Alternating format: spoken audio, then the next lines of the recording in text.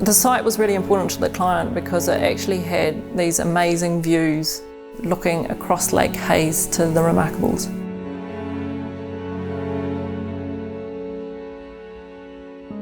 The client's brief was a holiday home that they were looking at possibly retiring in the future. They do have a son that lives with them permanently, so it was really a house for three, but it was really important to the client that the house was big enough to also allow their son to have his own space.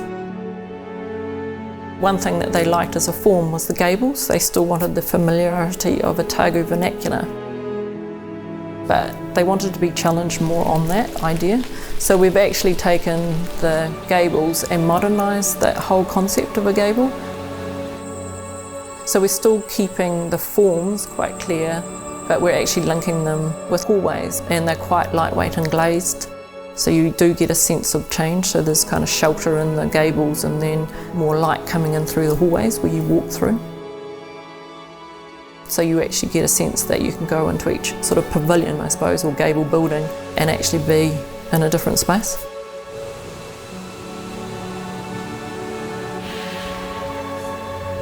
The materials we've selected are quite robust, raw materials, such as the concrete. We want the solidity. Instead of using stone, we've used steel as finer edge detailing, so you get the contrast.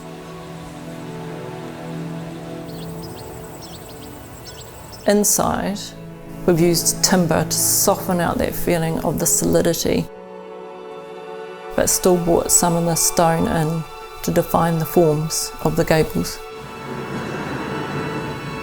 To the north end of the living space, we've got a sunroom, and we've broken up the amount of glass by a rhythm of steel details that allow filtered light through into the space. The bedrooms are all separated into pods, which are distinct in the sense that they've got secret doors on them, so that when you go in, it feels like you're in a different space. So we've got a guest wing, we've got a main bedroom wing, and we've also got a separate suite for their son.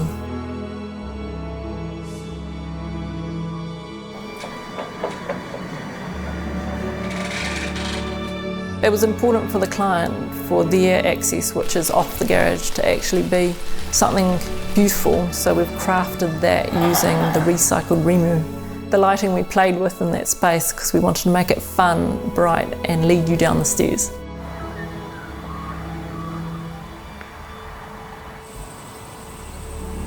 The lovely thing about the house is we've used New Zealand materials, which I think is now where we're going to have to head based on what's happening with COVID and supply issues. Embracing people in New Zealand who craft these materials and make these beautiful buildings, whether they're small or large, is amazing, and I think that's how we could go forward in New Zealand architecture.